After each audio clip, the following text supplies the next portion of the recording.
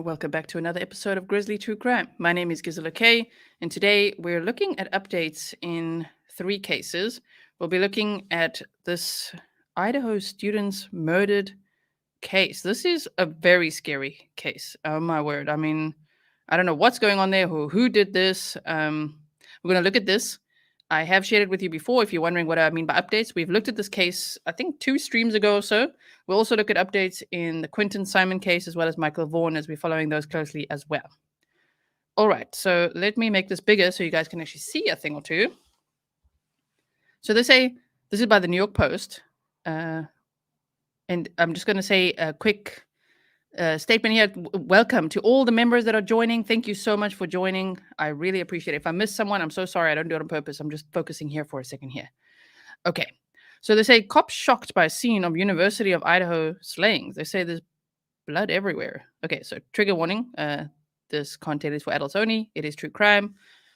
And this sounds very gruesome. To me, when I first heard about this case, it's 3 female students and a male student found dead inside a home, which is just off campus at the University of Idaho. And to me, the way they were talking about it and talking about another case in an area not too far away, they were like, it sounded like, like, did someone shoot 3 people and then themselves, or what happened here? But this is much worse. The update is much, much worse. They say authorities said Tuesday that the bloody scene where 4 University of Idaho students were slaughtered with a knife was the worst they've ever seen, as people on campus, unnerved by the shocking crime, skipped town early for Thanksgiving. Wow. Law enforcement sources told the Daily Mail that the victims... I can't even, you guys. This is so bad. It's not even... It's like... I see your messages here, right? You say like, oh, so stabbed. Yeah, but like butchered with an edged knife. What? Wendy Welsh says the boy student was one of a set of triplets. Oh my goodness. Wow. Okay, I see there's a lot of questions in the chat. I know the mods also, you guys tackle it very well. I just want to say all links, everything, explaining everything is on grizzlytruecrime.com. Okay. So they say... Wow. Law enforcement. Okay, so they say it's the worst they've ever seen. There was blood everywhere. We have investigators who have been on the job for 20, even 30 years, and they say they've never seen anything like this. A police source close to the probe told the outlet. So here you can see they're investigating this home. The Daily Mail also published chilling images showing blood streaking down the side of the building where the bodies were found. What? Police have identified the victims, who were found dead about noon on Sunday, as Ethan Chapin, 20, Madison Mogan, 21, Zaina Kernodle, 20, and Kaylee Gonzalez, 21. On Tuesday, the Moscow Police Department described their deaths as targeted murders. I mean, they are so young. Oh my gosh. I also just quickly want to type this in. Okay. So they say... I just want to see if it's anywhere here. Thank you so much. Sure, you guys. I'm just sorry. I'm taking it a little bit slow because I'm like, what? I'm trying to process all this. Are you also? Oh my word. Zaina Kernodle and Ethan Chapin were believed to be in a relationship before their deaths. And here they're showing Kaylee Gonzalez and Madison Mogan were both seniors and both from Idaho. What?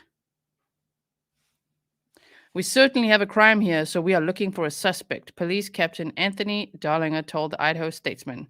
Based on preliminary information, investigators believe that an edged weapon, such as a knife, was used, police said in a statement. Later, County Coroner Kathy Mabbott said autopsies would be conducted on Wednesday. The crime has left the community reeling, and many students have decided to pack up early and head home for Thanksgiving. As a great number of students have already left the Moscow campus, a candlelight vigil that was previously considered for tomorrow, November 16th, is being rescheduled. Dean of Students Blaine Eccles wrote in a notice on Tuesday.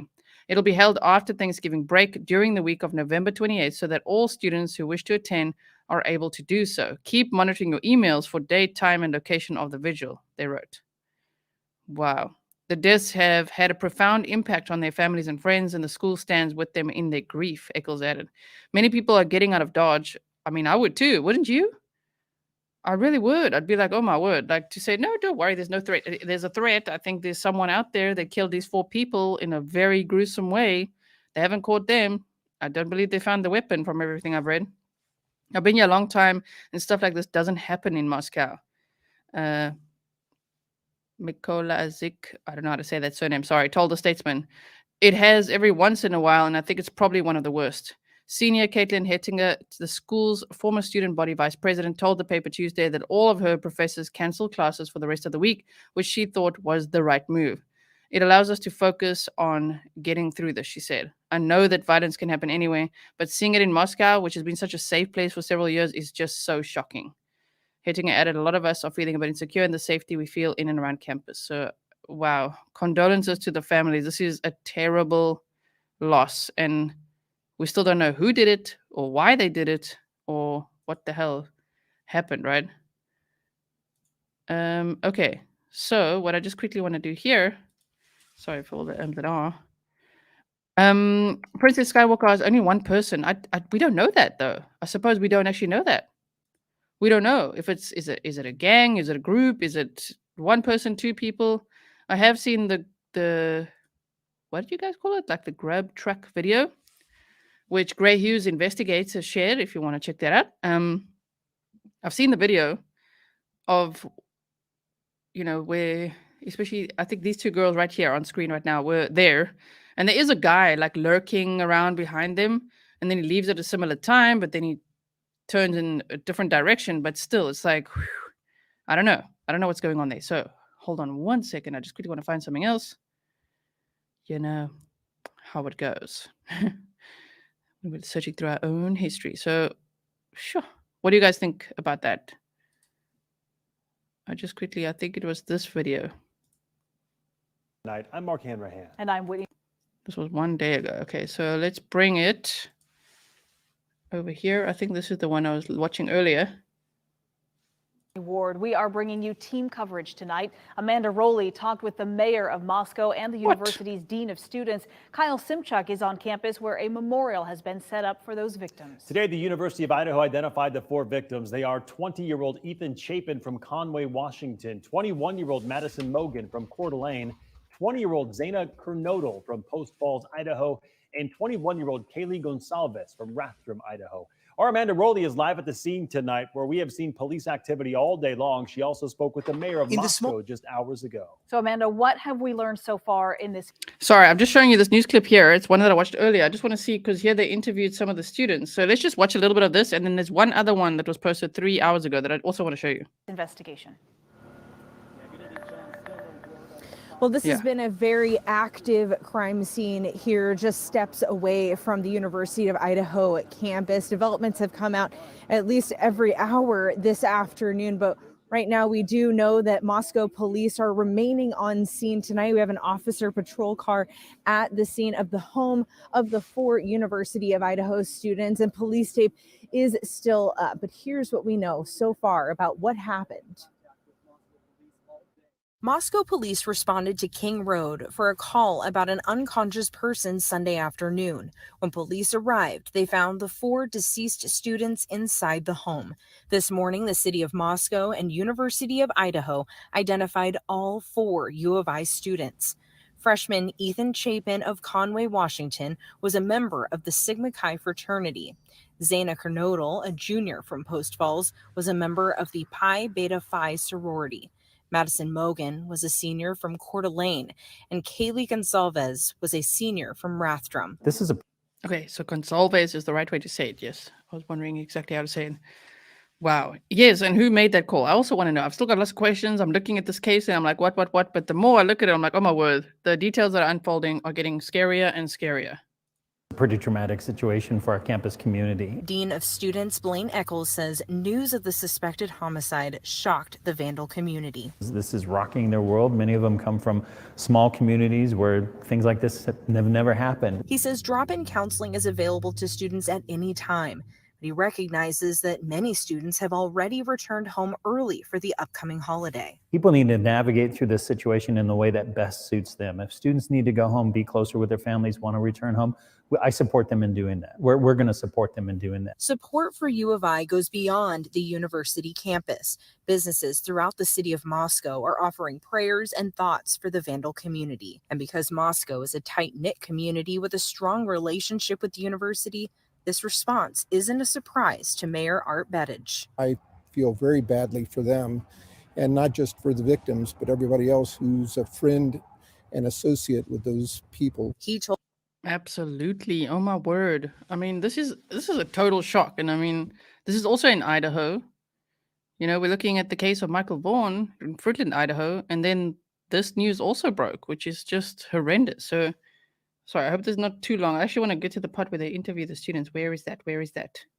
Well, you guys okay? Are you guys okay? Enjoying this? told me he was shocked by the news about what he's calling a senseless act of violence. This is stuff that shouldn't happen, especially in a small, quiet town like Moscow is, where we're heavily involved with the university.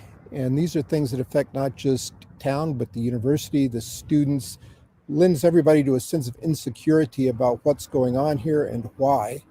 And it's a very tragic and sad situation all around. Now, the cause of death for these 4 students has not yet been released by the Latah County coroner, but we do know their families have been notified. Tonight, Moscow police. And now we know it's also an edged knife. That is just terrible. I just want to see, there was a man, maybe you got the wrong interview here. They were interviewing people that knew them. Is it here? Like, if you're just gonna be scared every night. So it was just like every little noise, I was like, is someone in the house? Like, I don't know. And it was just scary. Like, it's all just shocking and scary. Like, I never would have thought that this would have happened here. So the University of Idaho is still having class this week. Those classes have not been canceled. They also Michelle Ross says, I wouldn't say I'm enjoying it. Right? I get what you mean. I just mean, is it okay if I play it? Should ask it like that. All right. And Grumpy says, press her at 3:30 today. have not said how they will be supporting students who choose to go home early in wake of this tragedy. We want to turn now to crime. Okay, I quickly want to show you this other clip that I have, which is this one.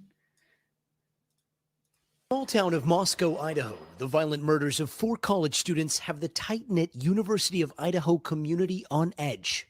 The close friends were found dead in a home near campus on Sunday, seen together in this picture posted just hours before. Look at this picture. It's such a nice picture. And just, oh man, just hours before Their deaths. The coroner still processing the gruesome murder scene. It was very, very traumatic. Yeah. Have you seen anything like that before? No. Autopsy results are pending, though the deaths have been ruled homicides. Investigators think that an edged weapon like a knife was used and that this was an isolated, targeted attack. Police say there are no suspects in custody and motives remain unclear. The mayor telling the New York Times it may have been a crime of passion, but later saying we don't really know what it was. The police department. That is so scary. 4 students murdered in a home with an edged weapon like a knife. And they don't know who did it or why they did it. That is so scary. Oh my goodness. So if you are in the area, please stay safe. Department saying there is no imminent threat to the community, but many are rattled. It's all just shocking and scary. The victims' families heartbroken and wanting answers. There was no reason. There's no dark past. There's no dark secrets. 21-year-old Kaylee Gonzalez's sister says the senior was a bright light with an even brighter future. She had everything going for her, absolutely everything. She had a job lined up. She worked really hard for it. She had trips planned. Her smile lit up the room. Their families say Kaylee and Madison Mogan, who was also killed, were as close as sisters. 21-year-old Maddie, as they called her, was in her senior year studying marketing. Their roommate, 20-year-old Xana Kernodal, and her boyfriend Ethan Chapin were also murdered. They literally had their entire lives ahead of them. It just makes no sense that it's such a brutal murder of 4 people. Like, whoa. So I know this is not the deepest dive I've done on this case yet. I'm still learning the details as we go, meaning we covered it from yesterday and I've been following it since then. I'm like, what? And the more I find out, I'm just like freaking out because I'm like, sorry, what? Like, what happened here and who and when? And as you guys say, why did, did no one hear any screaming? Is there, what happened here and why? It's just, I'm trying to wrap my mind around it, but it's just, I guess, as some of you say, pure evil, right? Sure. Anna, a junior majoring in marketing. She worked at a local restaurant with Maddie, while 20-year-old Ethan was a triplet from Washington, majoring in sport and tourism management in his freshman year. His brother called him his best friend. His family is shattered.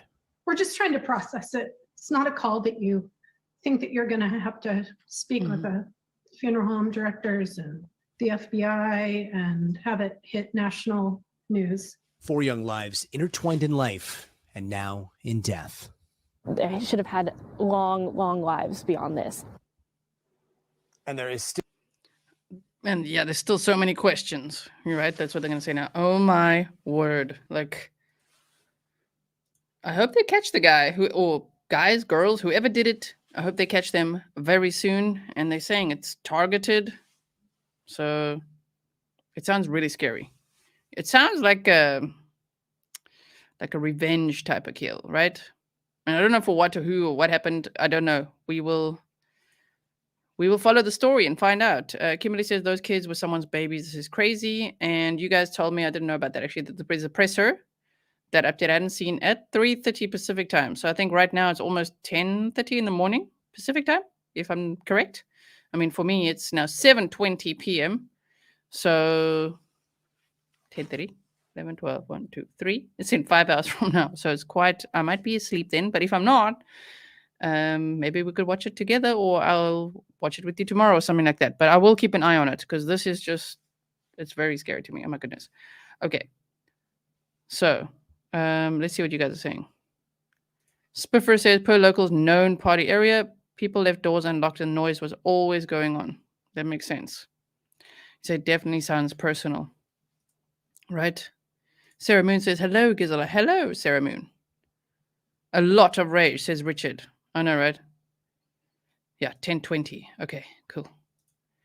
Sure. So anyway, so that's that update and that case. I will keep an eye on it. As soon as I know more, I'll bring you more news. I'm just like, I was so shocked that it was so confusing at first to learn that, wait, 4 students were found dead in a home outside, like just off campus. And then what? And then it's a knife attack too. That's just the scariest thing you can imagine. So again, we think of the families and the friends. This is a terrible loss.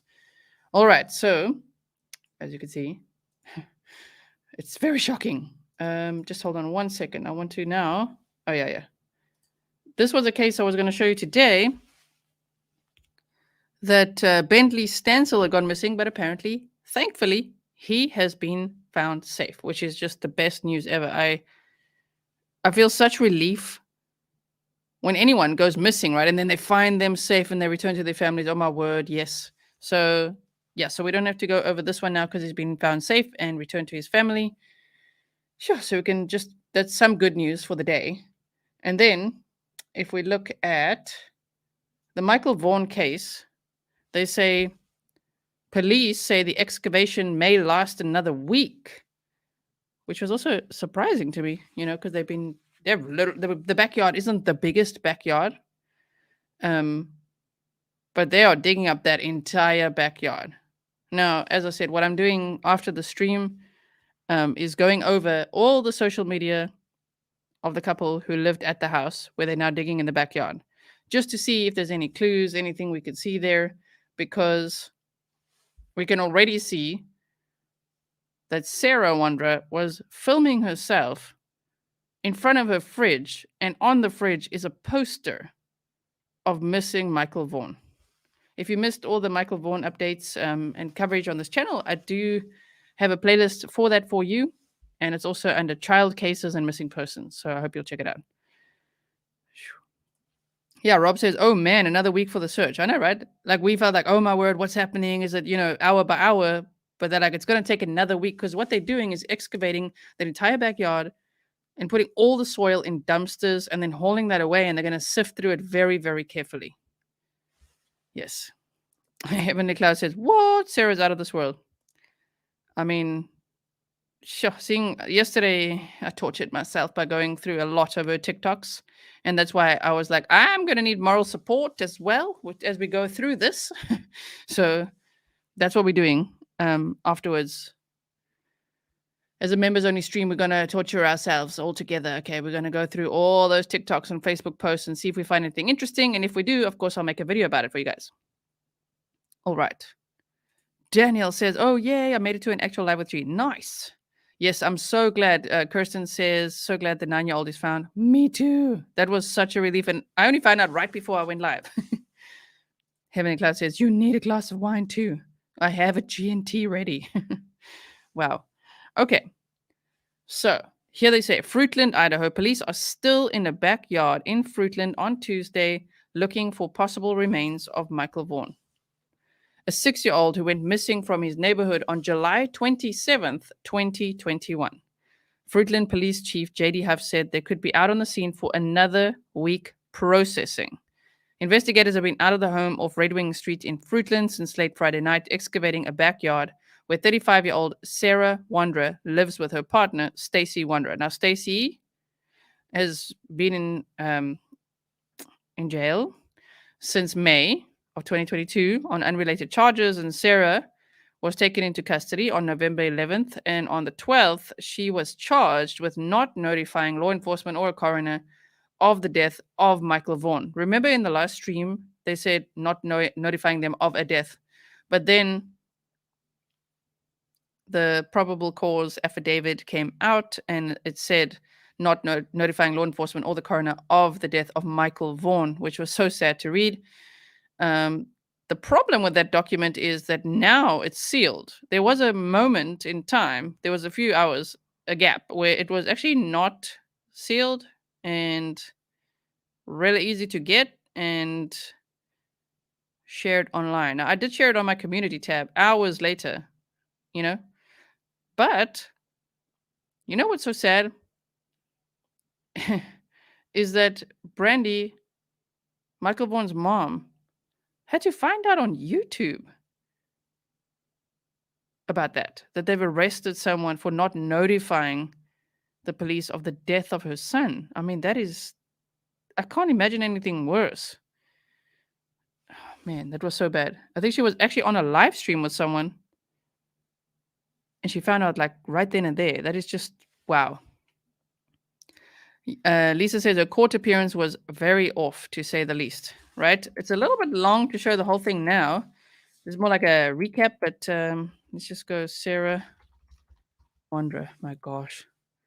Yeah, woman arrested in connection. She's in court there. It's a 13-minute video that I've also tortured myself to watch. And I'm like, oh my word. Like I could get real snarky here with these ones.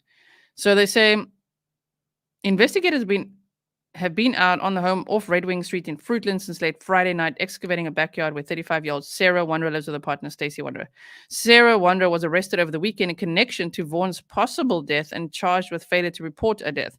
Piatt County prosecutors said in her arraignment on Monday that she failed to notify law enforcement of the death of Vaughn with intent to prevent discovery of the manner of death. I understand what police have said. It's not correct, Sarah Wanderer told the judge during the arraignment. Fruitland Police Chief J.D. Huff said Tuesday that Wanderer has not been cooperative. He also said that investigators believe she's not the only person who knows something about what happened to the boy.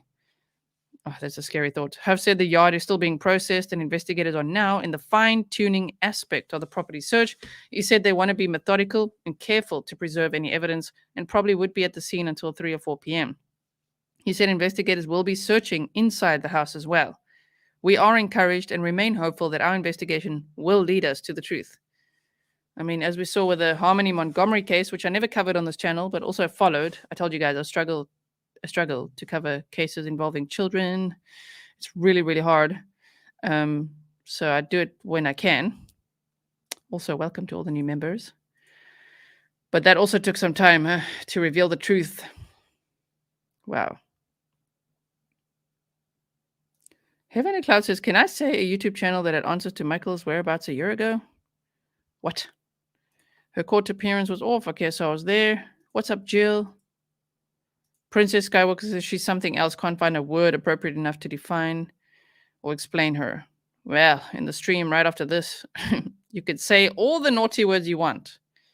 It's what we do. Okay, so they say he later told KTVB that it's not just one statement police were given that corroborated probable cause. No forensic team is on the site yet, have said. In the months since Vaughn disappeared, Fruitland police and other investigators have been looking for information about a Honda Pilot seen in the boy's neighborhood the evening he was reported missing. Have said Tuesday there's no connection between that van and the house where the excavation is taking place. Have also said investigators believe that they've identified a man seen walking near the splash pad. So now they have identified him.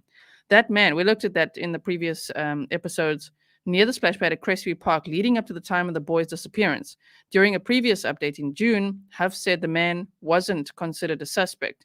The street to the Vaughn home is currently blocked off to prevent media presence as well as to prevent people from speaking with the family. And that would unfortunately include YouTubers, which just sucks. Mrs. Jeskill says, can't wait to say all the naughty words. Must have slowed the chat, you guys. Sorry about that. I'm so busy reading this. So let's put subscribers on like this. All right. And we'll put slow mode on for 30 seconds rather than a minute. That should help.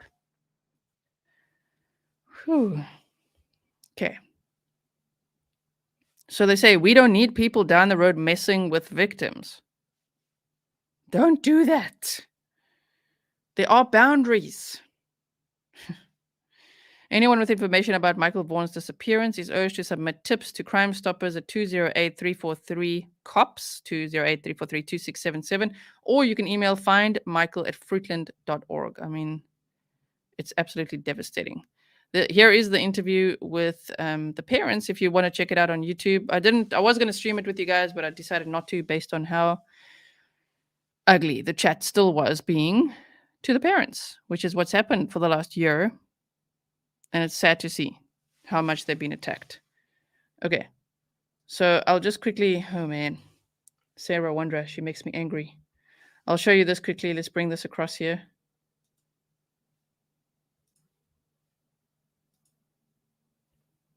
Here's Grumpy. I hope she's not just making up stuff either. Fail to notify the coroner of a death, the death of Michael Vaughan, with the intent to prevent the discovery of the manner of death. That is a felony here in the state of Idaho. Do you understand the allegation that's been made against you? I understand what they've said, it's not correct. All right. You have enough. I understand what they said, but it's not correct. Wow. Number of rights when you are charged with a crime. The deputies typically hand out a document that describes those rights in detail. Did you receive a document like that? They're giving me documents right now. All right. So in a criminal case, ma'am, you have the right to remain silent as it relates to the underlying charges. You have the right to require the state to prove the charges beyond a reasonable doubt, the right to cross-examine and confront the evidence the state may put on in an effort to prove its case, the right to testify in your own defense if you wish to, the right to use subpoenas to bring witnesses and evidence to the trial as you may determine to be appropriate, and the right to be represented by an attorney at all stages of these proceedings. Do you understand that you have those rights? I have those rights, but I don't have anything to be silent. I did nothing wrong. All right, well, so I'm going to... It's been 16 months since Michael Vaughan went missing, and we have no idea what happened to him. I'm kind of dreading finding out, but of course we want justice for Michael Vaughan. So if you wouldn't mind, if you could hit the thumbs up and share the episode. Hashtag, you could share Idaho for the other story that we had covered, the Idaho students. Hashtag Michael Vaughan, remember it's VAUGHAN. And then also we'll look at Quinton Simon's updates real quick after this as well. Wow, all very sad cases. It's not like any cases are not sad, but some are just like, they hit harder than others. To remind you, you have the right to remain silent. I'm not going to say anything to you or ask you any questions that are designed to get you to speak about or encourage you to speak about the underlying events. But everyone who gives up that right and does speak about the case or make any statement at all about it, of course, those can be used against you. So I'll remind you of that. As it relates to your right to an attorney, Do you intend to ask me to appoint an attorney at public expense? Do you intend to hire your own counsel or represent yourself in this case? And let's not watch this whole thing. My word. I'll watch a little bit more. Sure. Tolerance.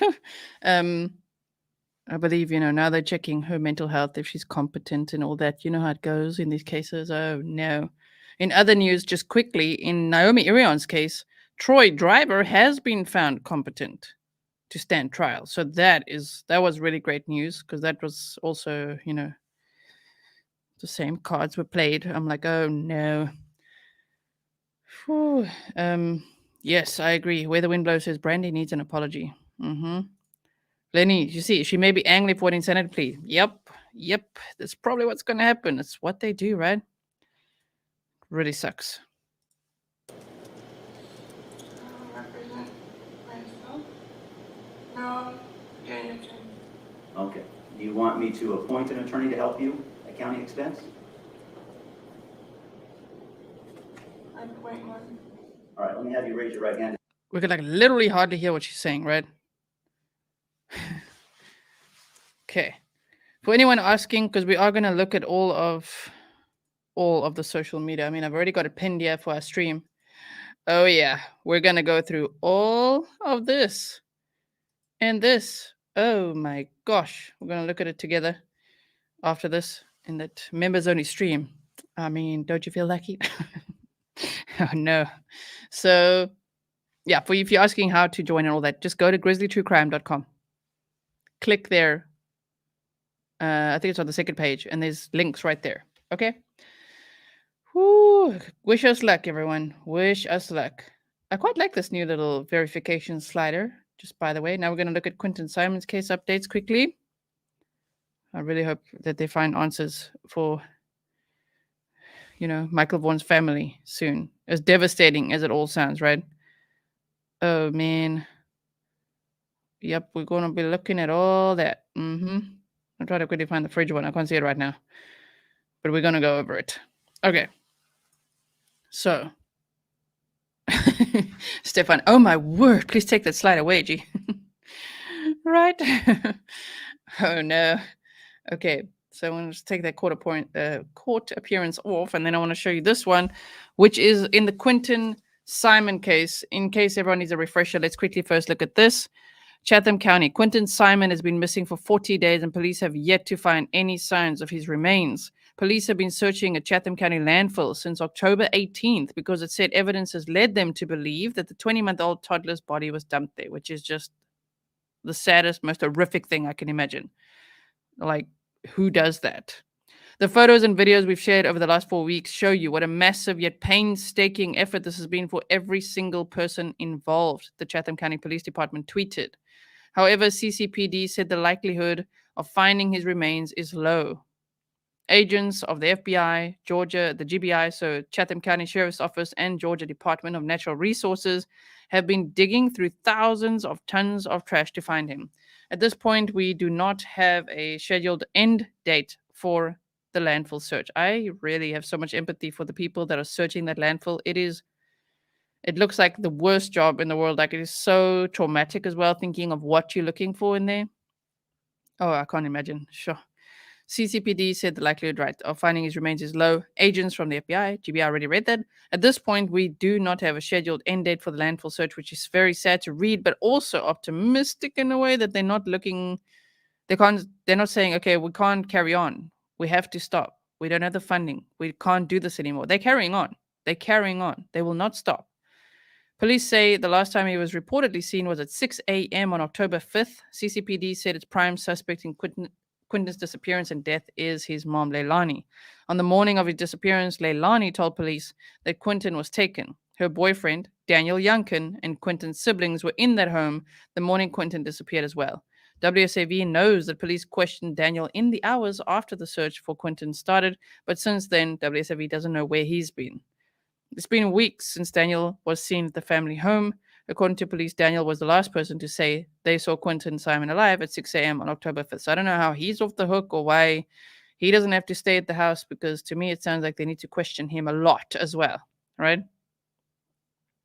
Yeah, Leilani, says Vanderchimp. Leilani. Okay, so if we just look here at what the Chatham County Police Department said, today we begin another week of searching the landfill for Quinton Simon. The photos and videos we've shared over the last 4 weeks show you what a massive yet painstaking effort this has been for every single person involved. We have asked the teams on the search to endure the physical, mental, and emotional burden of reporting to this landfill day after day, knowing that the chances of finding Quinton's remains are low. And we are proud of every member of the Chatham County Police Department, FBI, GBI, Chatham County Sheriff's Office, and the Georgia Department of Natural Resources, who has performed this duty with unmatched professionalism. At this point, we do not have a scheduled end date for the landfill search. Meanwhile, our investigative team continues working diligently to uncover and collect every piece of evidence relevant in this case. We remain committed to keeping you updated about our search for Quinton, and we promise we will continue to share important developments as quickly as we can. Welcome to all the members. I love the way they say no imminent danger when they have no clue. I'm guessing you mean for the case we looked at first, right? Michelle Roth says, I don't understand the mom just being at home under the suspicion. Right? And No Chains No More says they know where Danny is. He's a state's witness. Thank you, Beholder. Justice for Quinton Simon. Yes, please share that as well. So in Elmo's Fire says, can you give an overview of what the parents said? In what context? They've said a lot. There's been so much drama in this case as well. Oh my word. So I don't even know what to report on right now. That's just bringing you the bullet points today. And for those of you, sorry, I'm just trying to find something, who are new to my channel, I usually deep dive a lot more than what I'm doing today. Today's like updates. Rather than making YouTube shorts today, I decided to go live and have these updates with you so we could look at it together. Let's quickly look at this group, Quinton Simon, Georgia. Man, when I think of Georgia, I think of Debbie Collier. I've got the new Northeast Georgian newspaper edition, the latest one, and they say that they're hoping for updates by the end of the week on the Debbie Collier case. Okay, so if I go over this, we'll just quickly look at this. Shame. Oh no, these photos, they're heartbreaking to see. Oh man. See, Miranda on here says, I really don't understand how she hasn't been arrested yet. They even said she's the only suspect. They know he was there with her. They're not. So what's the holdup? They arrest people without bodies all the time, so I'm not getting it. Right? And let's hope this isn't, trigger warning, guys, a Casey Anthony 2.0. Oh my word, she's not appearing again. Casey Anthony. What? I don't even want to talk about it. I don't want to talk about it. She does not deserve the attention. Okay, and the babysitter also had another live stream, but it's too long to share right now in this quick update that we're doing. This is Billy Joe, who's a moderator on a YouTube channel, saying, I want her here. We put handmade signs in our windows for you. Man. Yeah, there's Casey Anthony. Oh no. She gives her first interview after 2011 murder acquittal. No. You want to see me get snarky? I mean, that belongs on my other channel. I'm telling you, I don't think I could handle it. Here's another case as well that was similar. Okay, so yeah, I can't see anything like that. Let's just see what some of Billy Joe's comments last night during a YouTube live stream by Share on the channel, okay? I never in my life believed I left my sweet babies in harm's way. Why would anyone think she's innocent? Why would anyone think Danny's innocent? Why would anyone think the babysitter's innocent? Wow, okay, I feel a connection. Interesting. This YouTuber as well that they're talking about there's like a banner on like a banner promoting her channel, it looks like. This case, I told you guys, I stay out of drama. Okay, but it's interesting. Oh boy. Justice for my sweet boy Quinton. Please pray the police find all they need soon. Pray my baby is in my arms because I'm going to hold him no matter what. I'm going to love him now. No matter what. FBI won't allow any help from anybody in. Okay. I want his Quinton to be in lights. Maybe he can have a new law, like Florida law, that protects families. Please bring, oh my gosh. She's a moderator, the grandmother of Quinton Simon on her channel. Like, you just can't even believe it. Anyway, wow. Okay, so yes. I like that, Janet Murphy. We do snark, not drama. If I see things just getting really like the waters are getting muddy, it's starting to just be like not really news, but more like drama reporting, then I'm not there. I'm not there for it. Unless I'm going to get snarky, then I'm on my other channel called G&T, which we do have to go over some more Daryl Brooks stuff soon, you guys. Oh, yes. He was rolling his eyes during victim impact statements. I did a live stream over there on my other channel with this Daryl Brooks case. So if you missed that, go check it out there. But like, see that I can't just like report on it here. I get snarky. He really, really is offensive. Whew. Okay. What? Yeah. Don't go there. Snarky Sarah coming. Exactly. Okay. So what's the time? So I'm starting that stream soon. So now it's time to put my PJs on for that what we're going to do next. I think those are all the updates. Let me just see one more thing. Yeah, those are all the updates for now. So thank you so much for joining me for a live stream today. I really appreciate it. If you're brand new here, as I say, my name is Gisela K. This is waffle time now at the end of a stream. I'm South African. A lot of people are still asking now because they're new, where is that accent from? I'm South African, living in the Netherlands with my Swiss husband, Mr. Grizzly. Mr. Grizzly is going to be flying any minute now on his channel. Okay, so for those of you who are subscribed there, you'll see that as well. And I know you feel torn when we go live at the same time, but make a choice or watch on 2 devices. All right. Princess Skywalker says, thank you, so happy for the PJ party. I'm literally going to go put my PJs on right now. I'm going to put some more ice in this G&T over here. And I'll see you guys over there. Yeah, book girl. If you guys don't know, you got to check out G&T so you know what this means. But Drat missed the whole thing. Do you mind starting over? Right? Yeah, Eileen Barnard. 2 devices. See you all at the snarky party. Thank you, mods. Thank you, everyone. I really appreciate it. I'll keep you posted on all these cases and many more. Debbie Collier, if they say there could be a major update by the end of this week, I really hope so, because it's already Wednesday. And I don't know if I'm ever just going to accept like, oh, she went out there and unalived herself. Like, really? I don't know about that. But anyway, we'll see what the updates are, what happens. Quinton Simon's case, I'm still following. Michael Vaughan, and many others. So I'll keep you posted, okay? Guess you're ready, JPL. I guess you're still in your PJs and you are ready. I put my snarky robe on and everything. All right, everyone. I'll see you again soon. Thank you, and please stay safe. Bye.